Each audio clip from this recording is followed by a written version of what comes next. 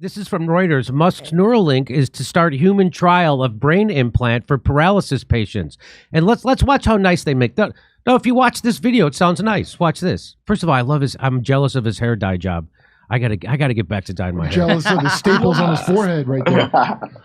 I'm jealous of the staples on his forehead. That is too. stapled on, my friend. Boy, that face is stapled on. Here we go. It's how he hides his own Neuralink. I think he does. If they make that convincing hair Neuralink, I'm getting it. Okay. Okay, here we go. Let's listen.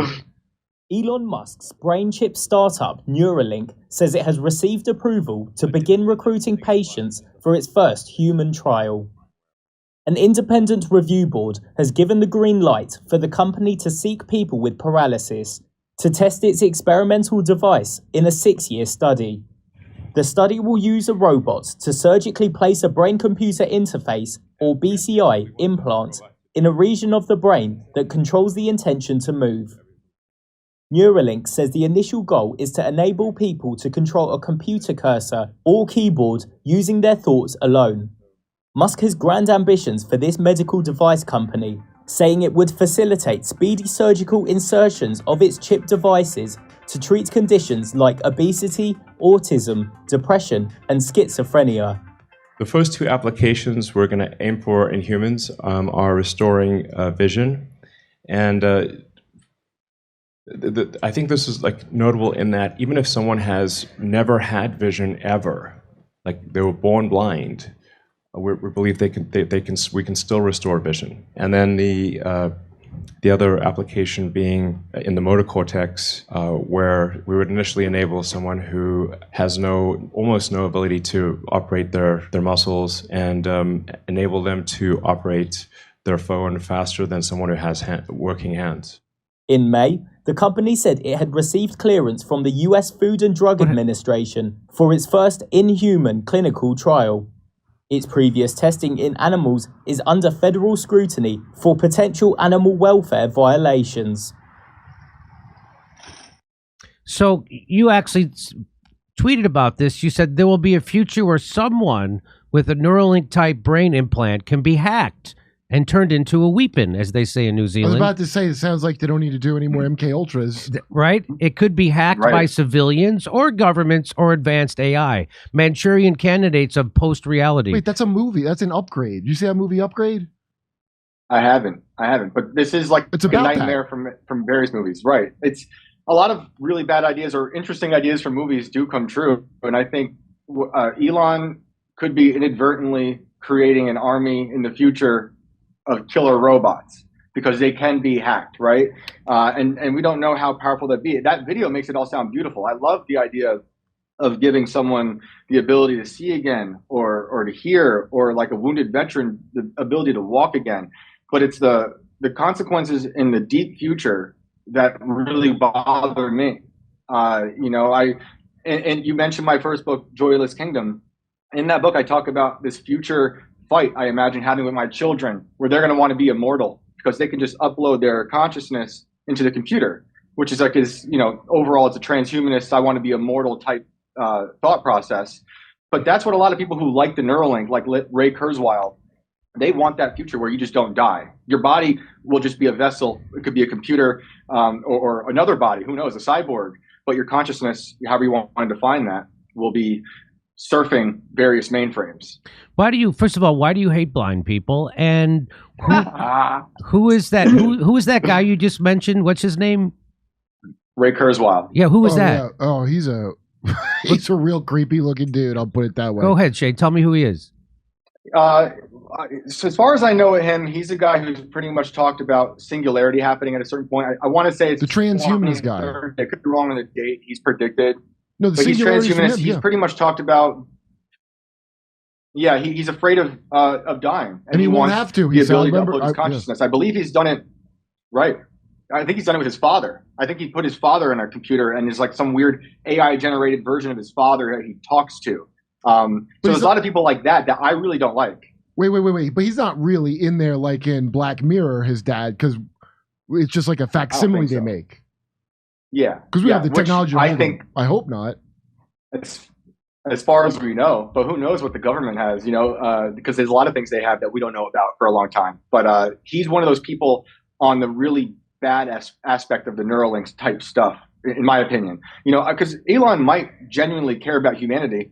I think that remains to be seen. I think he's done a lot of good things for Twitter, although that even has a lot of problems. Yes. But anytime he's asked about Neuralink, especially when it comes to these questions, he kind of laughs it off. I haven't really seen an interview with him where they seriously go into these deeper questions about the future and what it means for,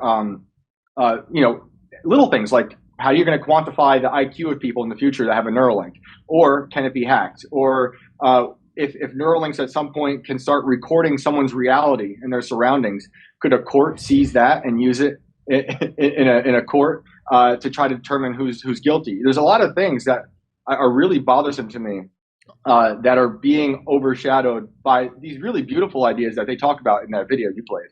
I got a question. What if my auto AI driving car purposely crashes the car to paralyze me, to put the chip in my head so it can take control of my body and do what it wants? Which I am spoiling the movie Upgrade. Sorry, but it might save everyone's life to tell you. Like, that was the big horrific thing. And then it put the guy in a happy place. He just lives in the metaverse while he uses his body. So let me just make one point. You said, you I think I heard you say you think Musk might care about humanity and he might care about people. But let's remember, Musk just bent the knee to Netanyahu and Zionism and Zionist Israel.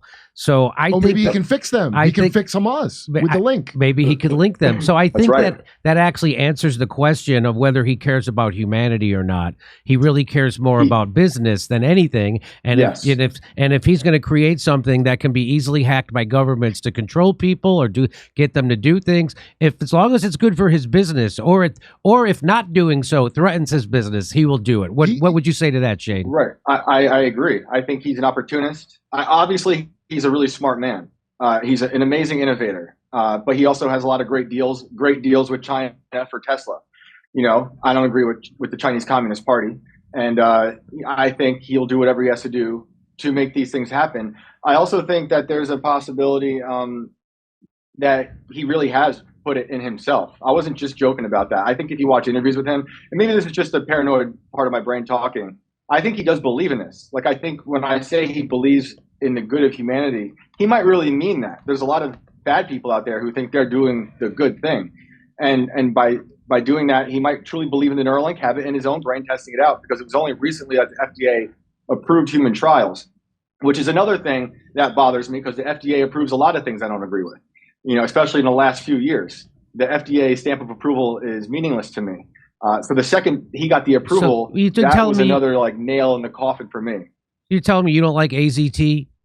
You're telling me you don't like you don't like remdesivir? You're not big on remdesivir? I was a big Oxycontin fan for a while. Yeah, you don't like Oxycontin? What about at a certain point I did, but not anymore. What about Celebrex? You don't like Celebrex? Celebrex. Come on, it's Celebrex. I remember the commercial. Make your heart explode. Celebrex. My heart's having a celebration. Yeah, right my heart is having a celebration. The Neuralink will be that. It's like the culmination of two things in my mind, of like a wet dream of big pharma, always in your brain forever, and the Manchurian candidates that this government has been working on for decades. Where, they've kind of been in our brain forever with various technologies and mind control problems or issues, from the early days of MK Ultra. But this seems to combine all of it. And recently, the Pentagon has said that they're giving AI the ability to do this, to determine whether they should kill, which should be really bothersome to a lot of people. Let go. Yeah, all those things bother me, and they. And it just I also though don't like too much regulation. I really don't trust the government to do anything. So it's just this weird place I'm at with the consequences of Neuralink, what I think they are, and what government should do. I really think it's going to have to come down to people having a moral attitude towards the limits of Neuralink and what they allow. Because I imagine someone from the distant past looking at us now They think we're in a sort of hell just through all the internet we're on, or talking on Zoom is hellish to them. So to them, or to us, that's how Neuralink would look. But, I just think down the road, we're going to have a real problem because we already have a large part of our population whose identities they're more comfortable with online. These people are going to fully move into the metaverse with their Neuralinks. Maybe some would say that's a good thing and good riddance. But I think that's probably very bad for society. And let me just say that Musk's claim that his company's technology will be able to restore sight to people who were born blind is not true. No, why? The neural development of the brain and the neocortex, it doesn't permit that kind of capacity. Really? Yes. And if someone wants to challenge me on that, go ahead. Interesting. Do you think he's like an old-timey kind of oligarch, like a classic oligarch where he knows what he knows, but he's not trying to buy all the farms, and he yearns for a simpler time when we knew Islam was the enemy? The classic 2012, the pre-2012 times that were so simple. I think he sees it differently. This is the same guy who wants to colonize Mars and who's also, bought a platform that he jokes around as being the collective consciousness. And then he's also the guy who wants to implant this thing in your brain, which could then be a part of, literally be threaded through that collective consciousness. I think he's just looking at a deeper part of the future that we're not looking at. And when he's pressed on it, he kind of laughs it off because it's not really our problem, which is what a lot of transhumanists might think. Their idea of time, I really believe, would be different. The way they view it would be different than the way we view it, because they want to live forever. Ray Kurzweil is looking at real longevity, immortality. So we're here for a finite amount of time. But if these people get what they want and they can upload their consciousness into these computers, they can run amok forever on Mars, on Earth, who knows where, other dimensions. So it really is cold in the room you're at. What happened? Did your heater break for real? Yeah.